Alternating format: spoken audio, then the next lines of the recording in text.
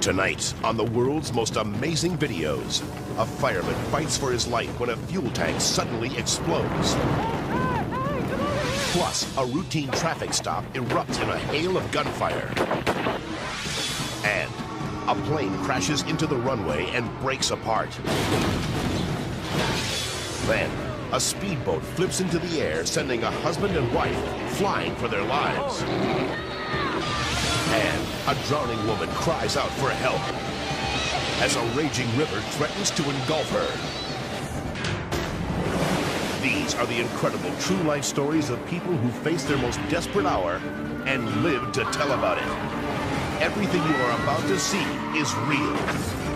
Real people, real danger, real excitement. Get ready to experience the thrill of a lifetime. You are about to witness the world's most amazing videos.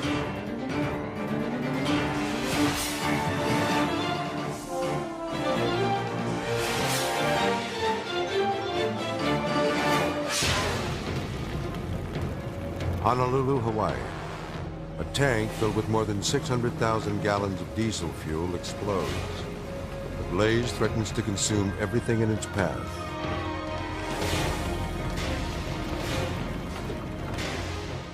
If the other nearby tanks catch fire, the blast could claim thousands of lives. That tank fire was only about a mile or a mile and a half away from downtown Honolulu, and the potential for a huge disaster was there. More than 100 firefighters close in to battle the inferno.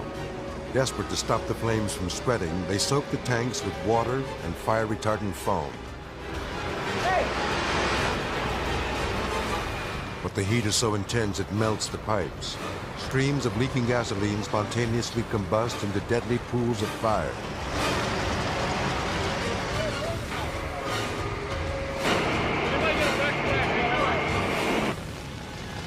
Despite the life-threatening conditions, firefighters Ken Yamamoto and Daniel Bishop fight to control the flames before they spread.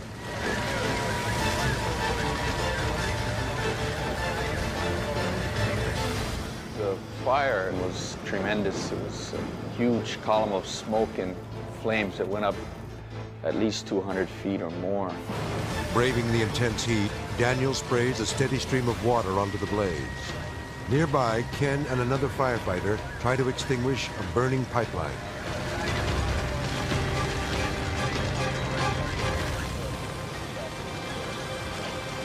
Suddenly, the spilled fuel ignites.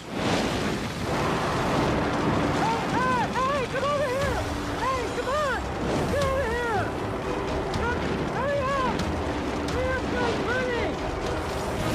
When Ken turns to flee, he falls into the flaming gasoline and is immediately engulfed.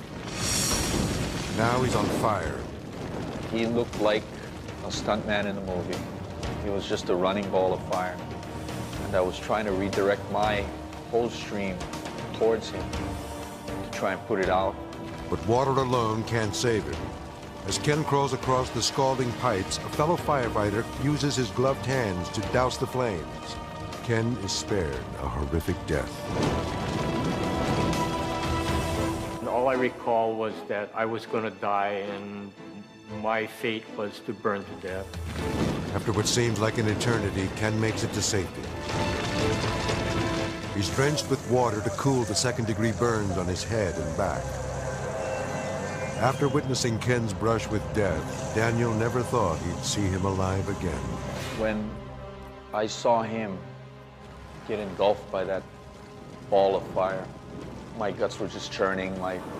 Everything inside of me was telling me that I was going to lose my best friend. His terrifying ordeal behind him, Ken Yamamoto is grateful to be alive. I reflect back on that situation. It was just really hard for me to believe that how close I came to death.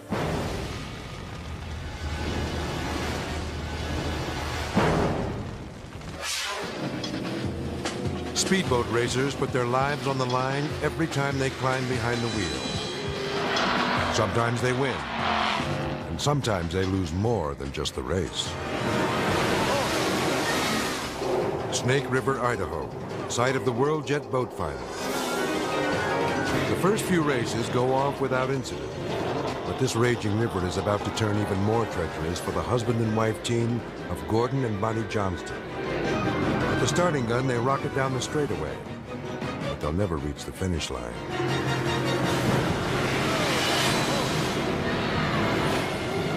That's them hurtling through the air at more than 70 miles per hour. The couple is barreling down the river at a record pace until their speedboat hits a wave, launching it airborne and catapulting them into the river.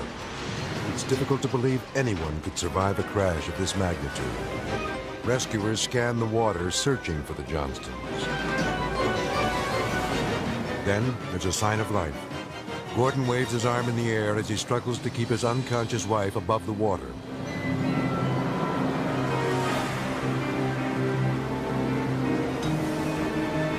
The river threatens to drag them out of reach of the rescue team and into the path of the other boats.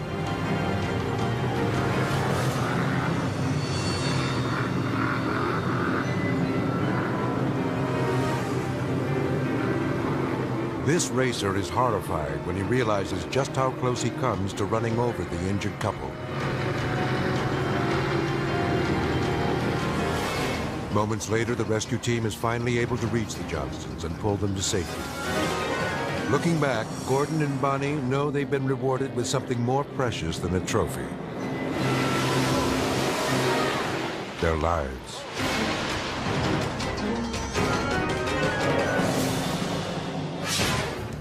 Tyler, Texas.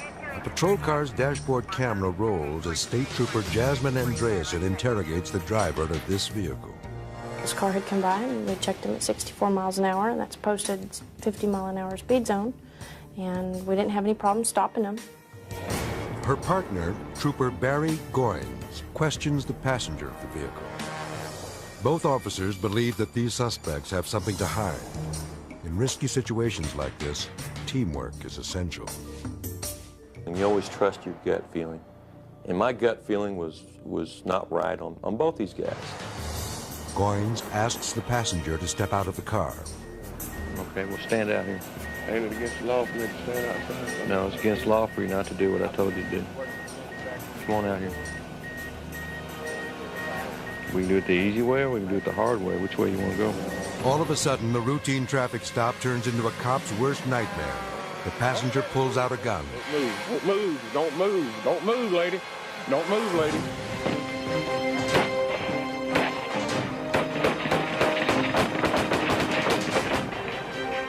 The troopers unload their weapons at the gunman, but he manages to escape into the night. Shots fired, Omen Road, East Side Drive.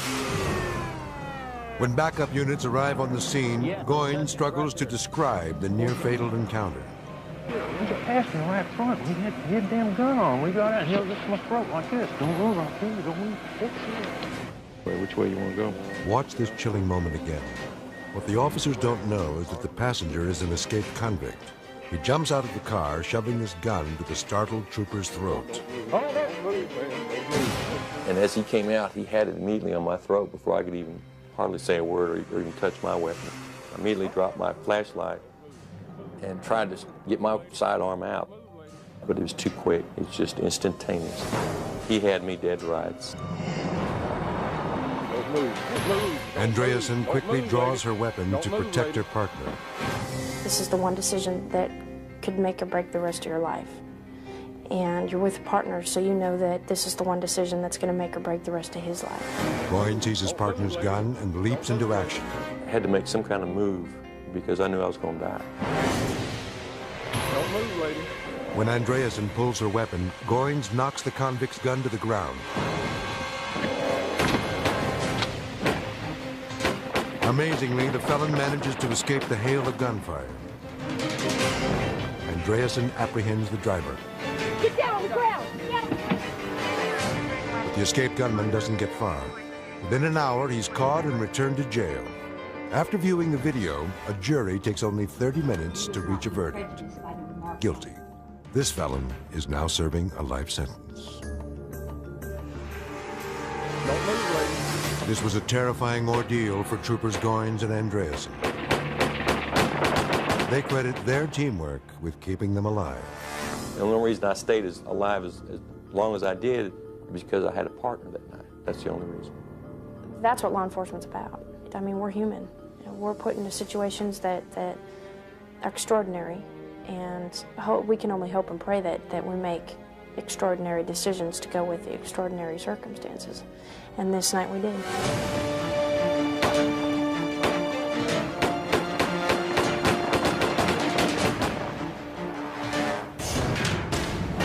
Coming up, a man takes his own son hostage and makes a desperate run for the border.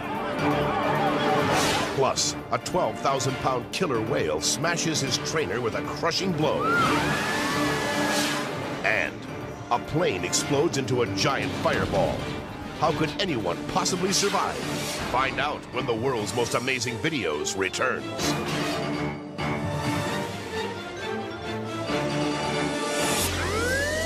This is a 459 suspect. We're following an Ford AW54 does advise suspect is known to carry a weapon.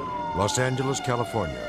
A burglary suspect is on the run and heading for the Mexican border. Number 1 lane, 89 miles an hour.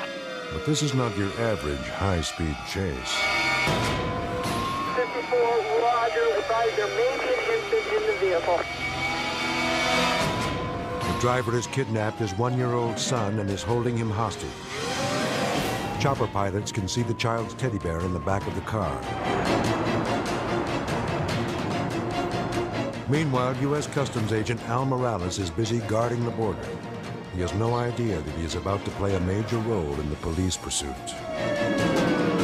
The 90-mile-an-hour chase is brought to a halt as the suspect gets caught in heavy traffic. Back up at the border, all lanes. Take back up at the border. But he maneuvers around the other cars on the shoulder of the road. We're on the 5 now, going up the right shoulder at 38 miles an hour. Fearing for the baby's safety, officers can only follow along as the suspect weaves dangerously in and out of traffic.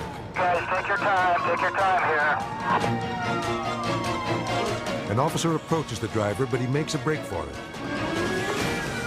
Another traffic jam stops him just 30 feet short of the border. Police officers rush the car with their guns drawn, demanding that the man hand over the baby and give himself up. But when an officer smashes in the window, the suspect dives into the back seat. Incredibly, the desperate man holds a knife to his own son's throat. But there is no time to wait for a negotiator to arrive. Agent Morales, who has no training in these situations, bravely takes control. Okay, all things converted now. Let's go and get these people back. I was just talking to him, telling him to hand over the baby, that everything was okay, that nobody was going to hurt him. And he started talking, responding to me. As Morales begins to reason with the kidnapper, his primary concern is the child's well-being. He didn't want the baby hurt. That was our goal, to get the baby to safety. Morales agrees to let the man cross the border on one condition. He must first put down the knife. After talking to him and negotiating a little bit, he removed it from the baby and put it on himself. The car door opens and the man emerges, using his son as a human shield. Fearing that there might not be another chance to apprehend him, the police officer blasts the suspect with mace. Fortunately, it misses the baby. But the kidnapper panics. Morales moves closer. The suspect is once again convinced to leave his vehicle.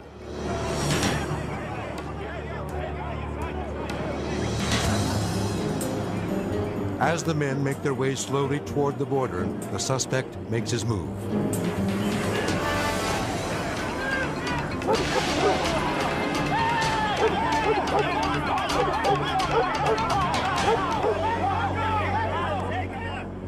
Watching again, we can see that a second shot of mace enables Morales to grab the child. Then, an officer with a police dog trips the suspect. The man is quickly captured on Mexican soil.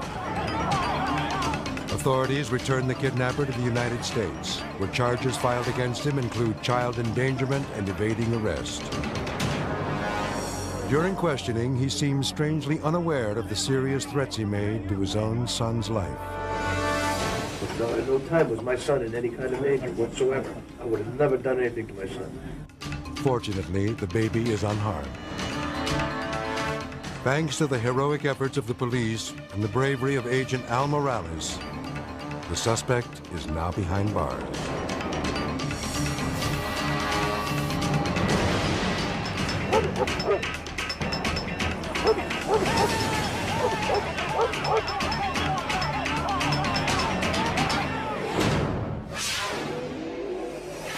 Southern California. These magnificent orca whales are the star attraction at this theme park. They entertain the crowd with their spectacular tricks and even pose for occasional pictures. But during this performance, a routine stunt suddenly turns tragic.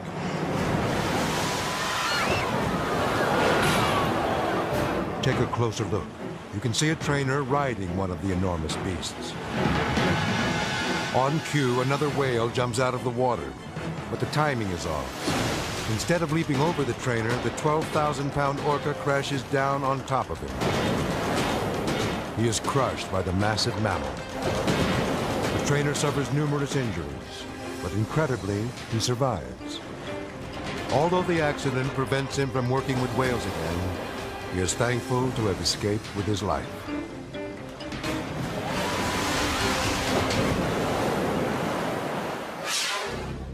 A plane turns to make its final approach for landing.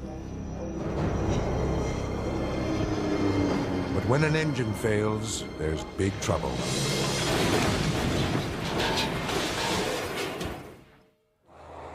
Farnborough, England. Thousands of spectators have gathered to watch some brand new planes perform in this air show. These cargo planes are demonstrating their specialty, short runway landings. Brad Fowles is the co-pilot on one of the planes. Everything is working fine at this point. In fact, the show is going along very, very smoothly for us.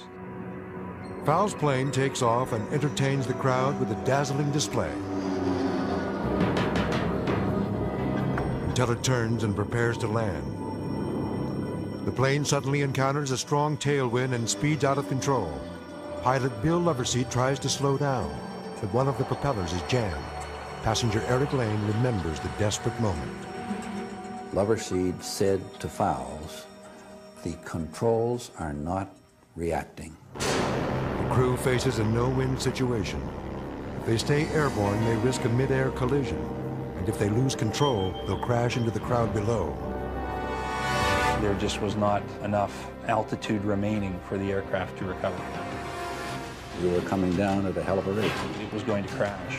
It was really quite apparent that we were all going to be killed.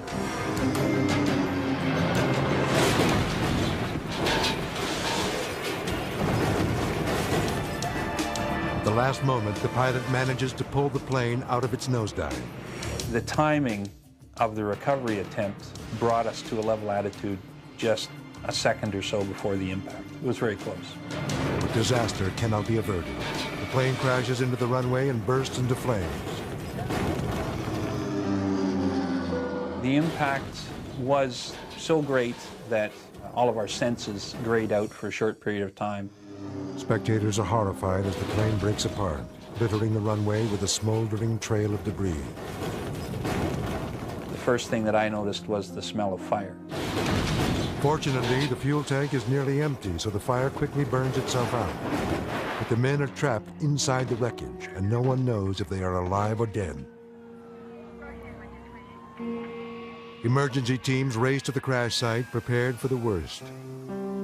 They climb into the burnt fuselage and are amazed to find that all three men are alive, but Eric is seriously injured. The impact broke my ribs and punctured my spleen, and it was Brad's voice that really convinced me that I wasn't dead, and dead people don't hurt as much as I was hurting. Thanks to some skillful flying, the only damage on the ground is to a car that's been hit by a propeller blade. Parts of the aircraft landed in front of the crowd, in the crowd, over the crowd's head, and didn't hit one person. It was very, very fortunate. That was the closest I have ever come to dying, and the closest I ever want to get to it.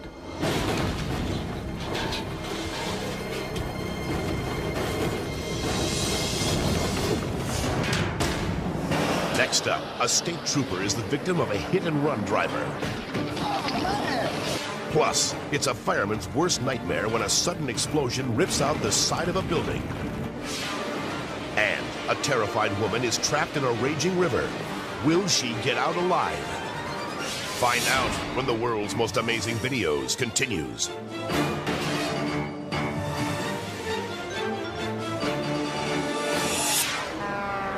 Working the highways alone at night, police officers face constant danger.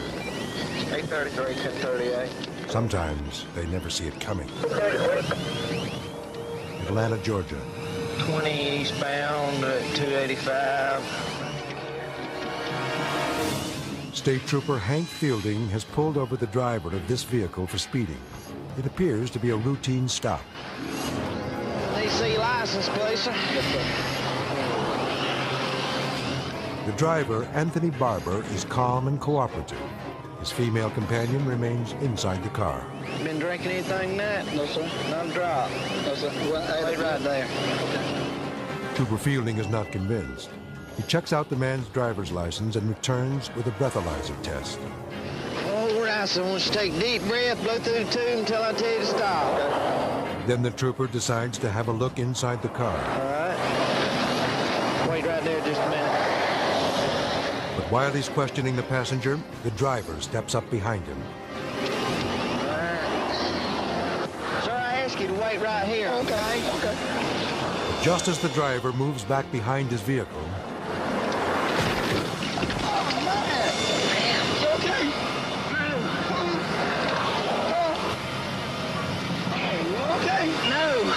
the speeding car slams into Trooper Fielding at 70 miles per hour. It scared me. It really did. I couldn't believe what was happening. I mean, you see stuff like that on TV, but you don't ever think it'll happen to you.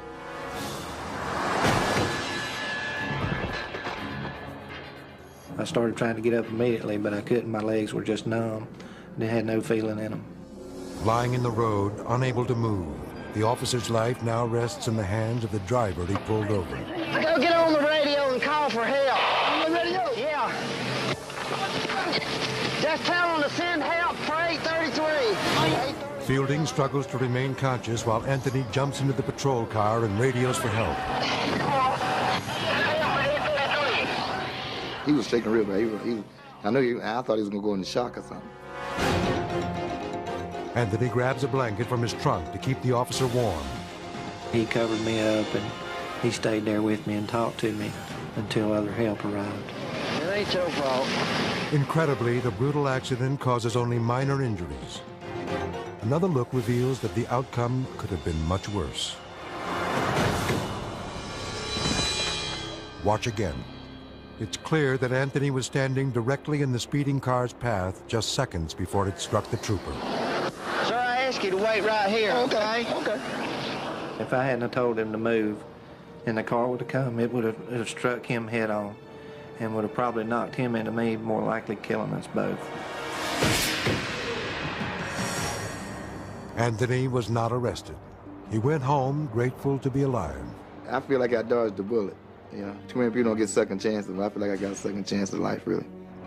As for the hit-and-run driver, you can see her stop momentarily after the collision. But then, unbelievably, she drives away. They just left me there on the side of the road. I mean, they didn't know if I was dead or severely injured or what. The driver is later found and arrested. But to this day, she has never apologized for causing this near-fatal accident.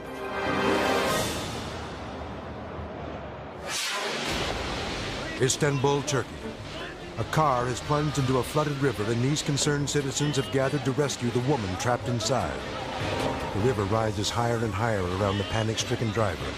Onlookers hear her screams over the roar of the rushing water.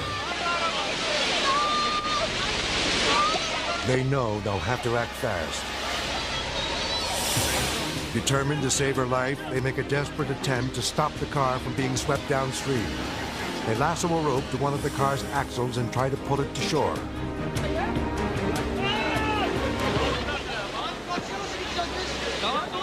For a few hopeful seconds, it looks as if she'll be saved. But then...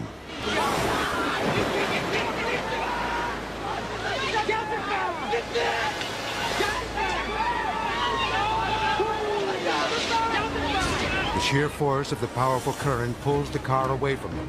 It topples over, threatening to drown the helpless woman.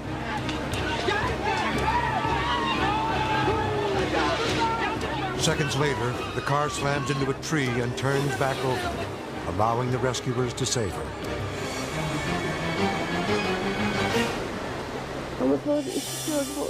The woman recovers in a nearby hospital. She will never forget the good Samaritans who banded together to save her life.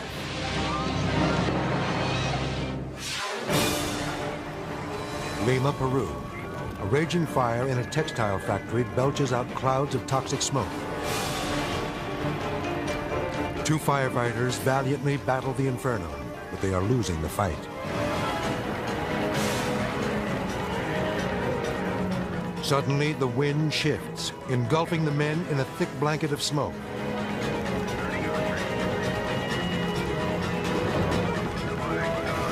They must be pulled away before they suffocate. Just as they are about to reach the ground, they come face to face with every firefighter's worst fear, a backdraft.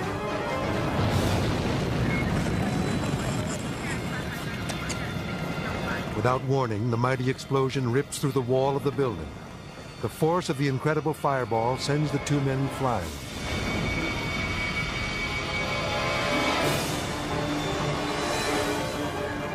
Their fellow firefighters rush in and drag them to safety.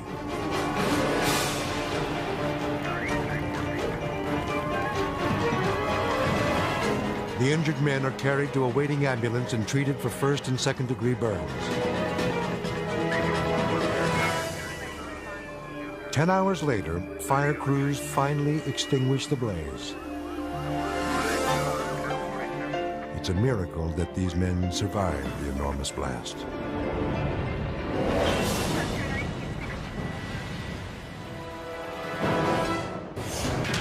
Up next, a wild bear trapped at the top of a power pole gets zapped with 7,200 volts of electricity and lives. Plus, a fiery crash sends a driver's hopes for victory up in flames. And a rider is thrown from his motorcycle at 200 miles an hour, but the bike keeps going and going and going. When the world's most amazing videos returns.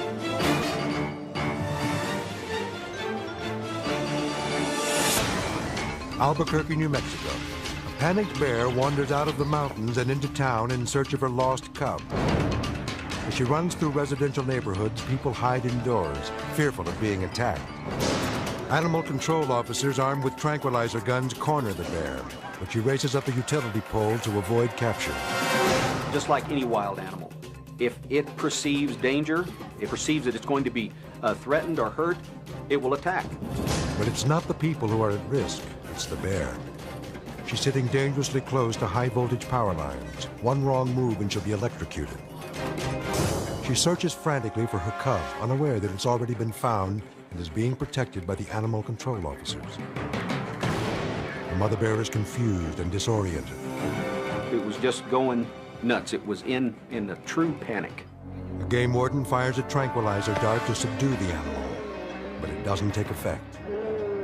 But this particular bear, we feel, was so stressed, so panicked, that those drugs were taking a long time to work.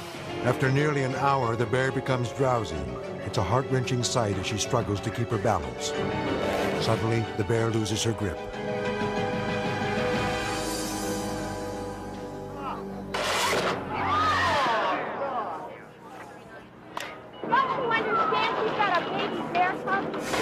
She's jolted with 7,200 volts of electricity and falls to the ground. Animal control officers run to her, but they're afraid they'll be too late. Well, that was it. That bear was dead. We really thought that bear was dead. But miraculously, she is still breathing. Rescuers rush the animal to a veterinary hospital, determined to save her life and reunite her with her cub.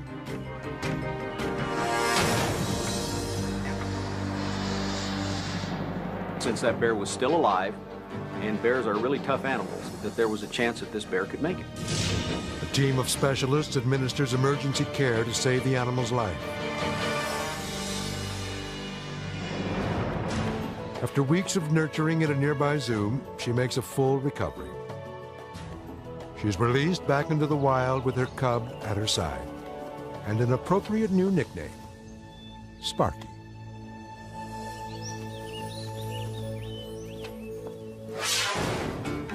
Kansas City, Missouri. This surveillance tape captures two thieves who really know how to take the money and run.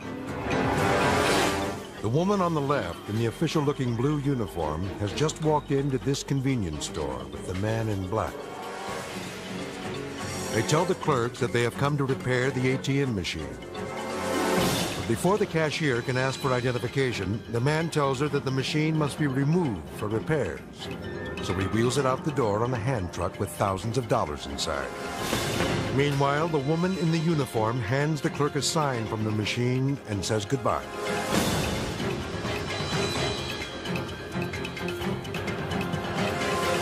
But thanks to this tape, the crooks are caught and convicted for their ill-advised daylight heist.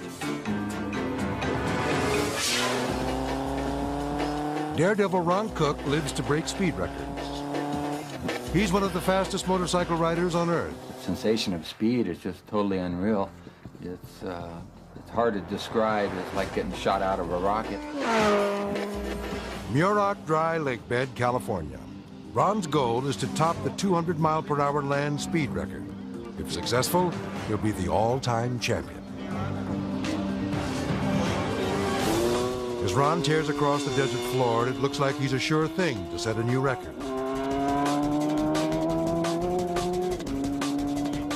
But then, he faces the most terrifying moment of his life.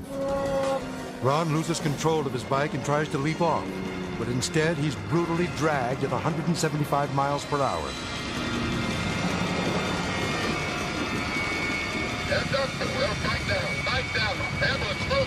The handlebar was shaking so bad I couldn't hang on any longer, and my thought process at that time was, I'm going to jump. But Ron's bootstrap gets caught in the fender of the bike and he can't get free. And I'm thinking the whole time, I got to get out of this mess because I'm going to get ground up. I did not want to get wrapped up in a 500-pound motorcycle tumbling down the lake bed. The bike drags him 1,000 feet before he is able to free himself. Spectators are stunned to see Ron get up and walk away.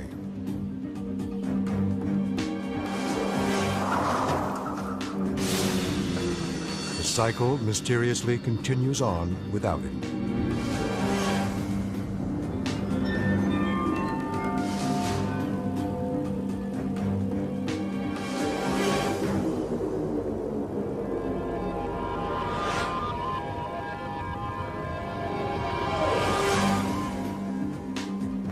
Meanwhile, Ron's friend, Patrick Palumbo, has been waiting at the finish line to photograph the record-breaking run. He crashed at 175 miles per hour, and he walked away from the crash. You know, he was able to get up and walk away. And that alone is just unbelievable. I thank the Lord that I'm still here with minor injuries, not too bad. Although shaken by his near-death experience, Ron decides the best thing to do is to get right back on his bike and race again. 2 weeks later, Ron is ready for another run. Once again, he throttles up his cycle to nearly 200 miles per hour. And I'm just willing. I know this is going to be a record run, and I'm going right through the finish line. Everything's looking good. But once again, his bike starts to shake violently. Rider down, everybody move. Ron can't believe it's possible, but it's true. He's living the same terrifying nightmare all over again. All of a sudden I hear a loud noise, and I see a cloud of smoke. Pieces flying left and right. I know Ron crashed. I don't know if he's alive, if he's dead, I have no idea. Ron is violently thrown more than 600 feet. Quite frankly, I knew he was not going to walk away. It appears that there is no way he can survive this devastating crash, but he does. When I finally came to a stop, I was flat on my back looking up at the bright sun and blue sky, and I said, well, am I alive? I didn't know. During his 5-year racing career, this daredevil had never crashed. But now in just 2 short weeks, he has stared death in the face twice. His injuries are serious. He suffers 3rd-degree burns on his back, a shattered arm, and a broken leg. The veteran racer decides not to tempt fate again. I escaped death 2 times. I should have died on the second one for sure. Sadly, Ron's racing days are over, but at least he's alive. Coming up, a massive wave slams into a sailboat, threatening the lives of its terrified crew. Plus, a driver is engulfed in a raging ball of flames. When the world's most amazing videos continues.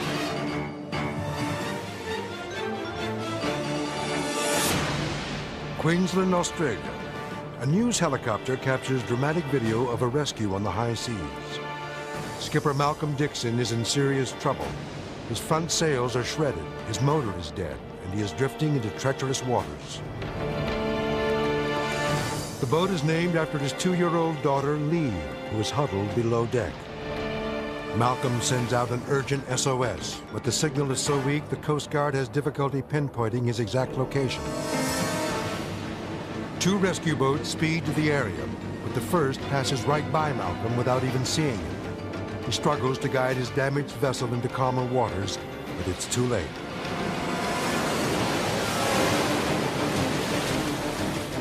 A 20-foot wave slams into Malcolm's boat, tossing him into the churning sea. Grabbing a safety line, he pulls his way back on board and frantically searches for his daughter. He is relieved to find her below deck, frightened but unharmed. Although the mast has collapsed, Malcolm's battered sloop stays afloat and begins drifting into calmer waters.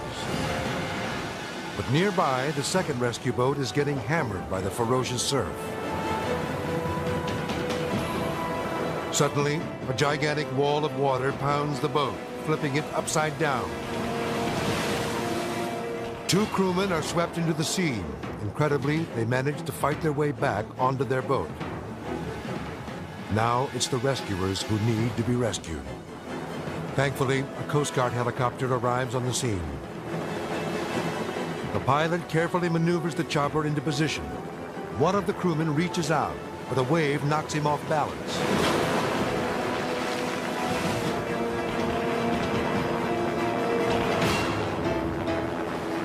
The pilot moves in for another try.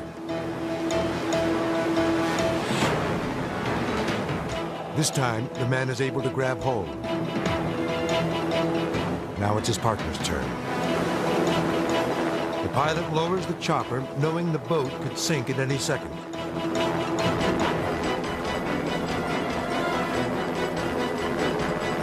The man reaches out and slips. But somehow, he manages to hang on. After several anxious moments, the crewman is helped aboard and lifted to safety. Also safe and sound are Malcolm and his daughter. They are towed to shore by the Coast Guard.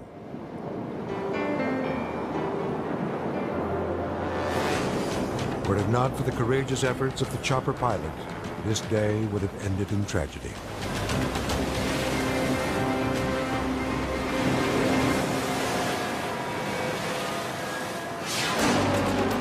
The driver of car 41 doesn't know it yet, but tonight his number might be up. He'll find himself in more than just an auto race.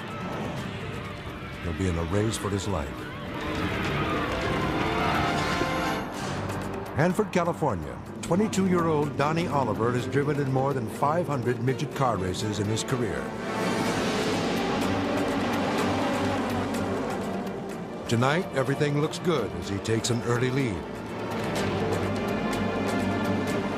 After 14 laps, Donnie is still near the front of the pack.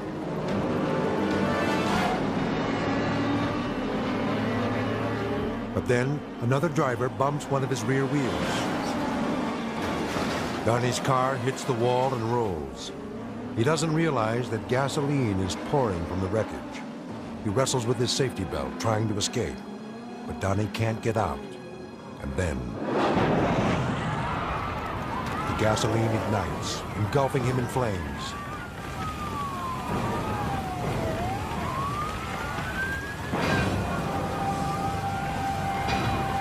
Finally, he manages to climb out of the car, but the raging fire is starting to burn through his protective suit. At last, emergency crews manage to pull Donnie clear and bring the blaze under control. His father, Jerry, recalls that horrible moment. When he hit the wall, and the first flip wasn't too bad, but as it was coming over for this, starting on the second, I seen the filler cap blew out of the gas, the fuel tank. Oh, this doesn't look good.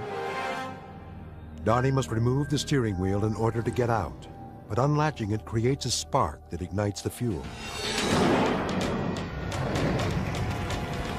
Jerry rushes to his son's aid. And I was about halfway down, and I heard the crowd scream, and I knew the car had ignited. It's a feeling that you can't explain, especially if it's your son. Time is running out, and Donnie is in danger of burning alive. After freeing himself, Donnie must crawl through a pool of burning gasoline to safety.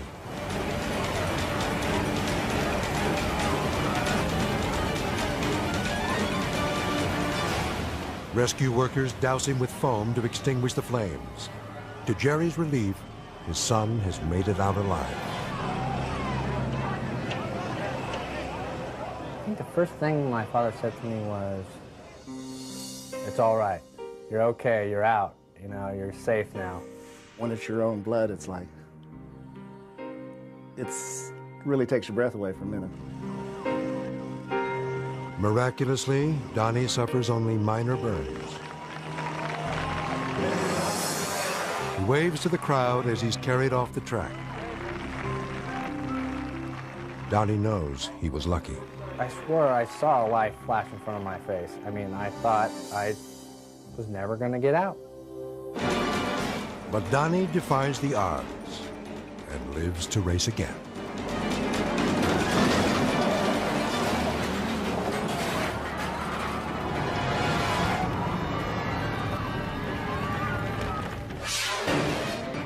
If you have an amazing video, then we want to hear from you.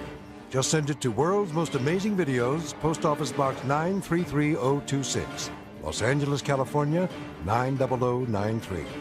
If we use it, there's a cash reward waiting for you. So send your amazing videos today. The World's Most Amazing Videos will return. Next on The World's Most Amazing Videos, a tragic mistake sends a terrified stuntman slamming into the water at 80 miles per hour. Masked bandits hold up a jewelry store armed with machetes. A raging riot between protesters and police takes a sudden turn for the worse. And a pilot bails out just seconds before his fighter jet crashes into the ground. Is it possible he survived? Find out next time on The World's Most Amazing Videos.